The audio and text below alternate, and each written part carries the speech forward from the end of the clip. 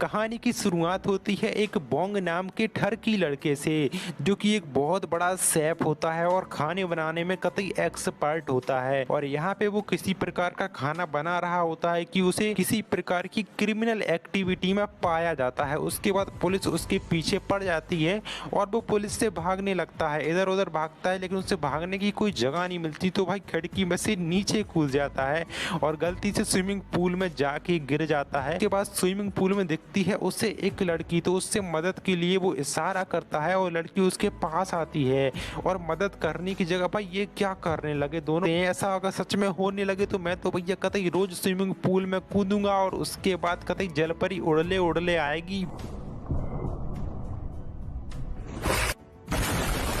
खैर यहाँ पे कुछ दिनों बाद बोंग यानी कि मिस्टर क्वीन को होश आता है। तो पहले तो उसे लगता है कि ये कोई सपना है, लेकिन फिर वो सोचता है अगर ये कोई सपना है तो मुझे लड़कियों के साथ होने का सपना आना चाहिए था। मैं खुद लड़की कैसे बन गया यार सपने में। उसके बाद वो बहुत ज़्यादा परेशान हो जाता है, इधर उधर भागने लगता है, लेकिन फिर उसे एहसास होता है कि उसका बुर्ज खलीफा गायब है। उसे लगता है किसी ने उसका ऑपरेशन किया है और उसका लिंग परिवर्तन कर दिया है। लेकिन फिर उसे कुछ टाइम बाद समझ में आता है कि वो टाइम ट्रैवल करके एक राजकुमारी के शरीर में पहुंच चुका है, जो राजकुमारी जल्दी ही एक महारानी बनने वाली है, वो भी एक राजा के साथ शादी करने के बाद। अब उसकी समझ में सब कुछ आ चुका था और उसको सब कुछ याद आ गया था कि वो कैसे एक स्विमिंग पूल में गिरा और वहां से इस टाइम में आ गया, यानी कि 1851 में पहुंच गया है। अब बस सोचने लगता है कि अगर पानी में कूदने से वो इस टाइम में आ सकता है तो फिर पानी में वापस कूदकर वो अपने टाइम में वापस भी पहुंच सकता है। इस चक्कर में वो वापस से तालाब के पास जाता है और तालाब के पास जाकर तालाब में कूद जाता है। लेकिन फिर उसे पता चलता है कि यार पानी तो निकाला जा चुका है, वो भी ग्रैंड क्वीन के कहने पर। अब जैसे ही उसे पता चलता है तो वो बहुत ज़्यादा दुखी हो जाता है, लेकिन उसके बाद वो अपना दिमाग लगाता है और अपना दिमाग लगाने के बाद वो पानी की हर एक चीज़ में डूबने की कोशिश करता है और सोचता है मैं पानी में डूब के अपने टाइम में पहुंच जाऊंगा, लेकिन वो हर बार सफल हो जाता है। भाई इन कोरियन सीरीज में कब क्या होने लग जाए कोई कुछ नहीं बोल सकता।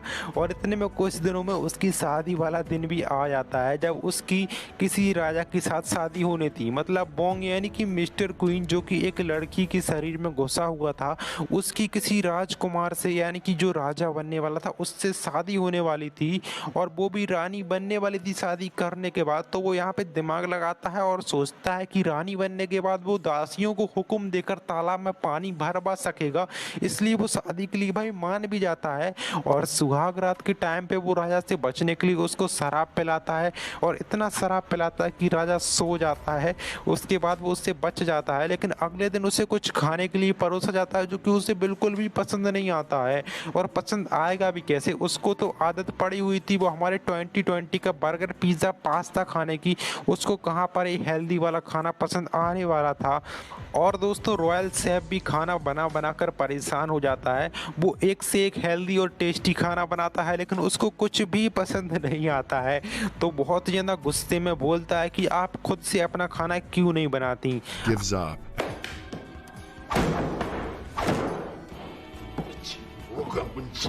अब बोंग यानी कि मिस्टर क्वीन तो पहले से ही एक प्रोफेशनल शेफ था, तो वो खाना बनाने के लिए तैयार हो जाता है और किचन में कदम रखते ही वो चाकू छुरी ऐसे चलाता है जिसे देखकर सभी चौंक जाते हैं, क्योंकि वो जिसके शरीर में था उस राजकुमारी ने आज तक कभी भी चाकू छुरी पकड़ना भी नहीं सीखा था।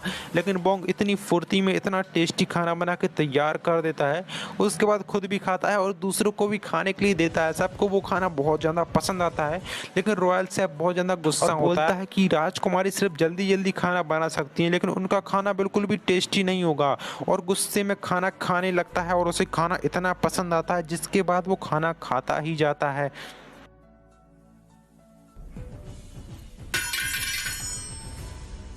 मिस्टर क्वीन यानी कि बोंग को ये बात समझ में आ चुकी थी कि अपने टाइम में वापस लौटने के लिए उसे तालाब में पानी भरवाना होगा और तालाब में पानी भरवाने के लिए उसे रानी की अनुमति लेनी होगी।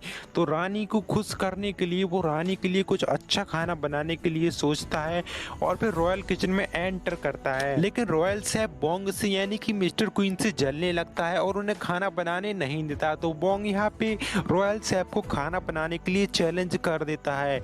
एक नौकर आकर घंटी बजाता है और दोनों में प्रतियोगिता शुरू हो जाती है। इन दोनों में से जो भी सबसे जल्दी और सबसे अच्छा खाना बनाएगा वो प्रतियोगिता को जीत जाएगा। यहाँ पे रॉयल शेफ जल्दी जल्दी अपनी सब्जियां काटना शुरू करता है और यहाँ पे अपना मिस्टर क्वीन तो पहले से ही एक प्रोफेशनल शेफ था, वो फटाफट सब्जियां काट के अच्छे से खाना बना भी देता है और उस प्रतियोगिता को जीत जाता है।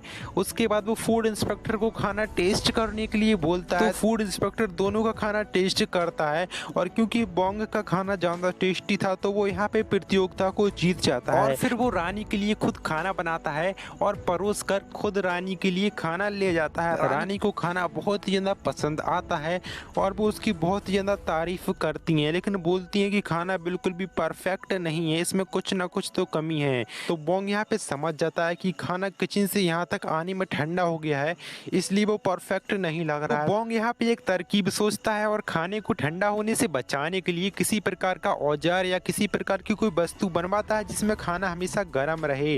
भाई ये कोरियन लोग पता नहीं क्या क्या बनवाते रहते हैं। खैर यहाँ पे बोंग दोबारा से खाना बनाता है और फिर किसी ऐसी चीज में रखकर जो खाने को ठंडा ना होने दे उसमें रख के खाना को रानी के पास पहुंचाता है। अब रानी को खाना बहुत ही ज्यादा पसंद आता है, इतना पसंद आता है कि रानी बस खाती ही जाती है और खाती ही जाती है।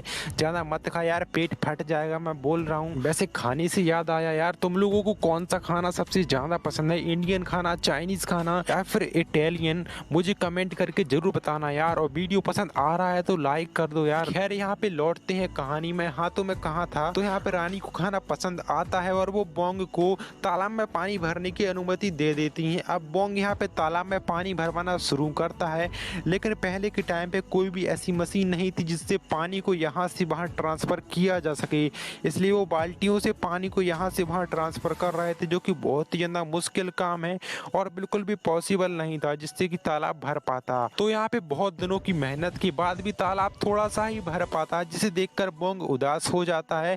लेकिन फिर कुछ दिनों बाद बारिश होती है और तालाब पूरा पानी से भर जाता है। दोस्तों क्या लगता है आपको, क्या बोंग अपने टाइम में वापस पहुंच पाएगा या फिर यहीं पर फंसा रह जाएगा? वैसे ये कोई मूवी नहीं है, एक वेब सीरीज है जिसके कुछ एपिसोड मैंने आपको एक्सप्लेन करे। मैं आपको बता दूं कि यहाँ पर शादी होने के बाद बोंग प्रेग्नेंट भी हो जाता है एक दिन।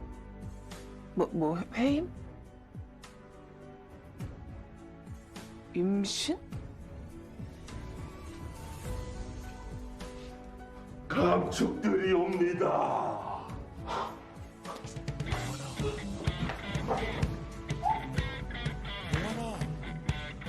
애썼어, 충전.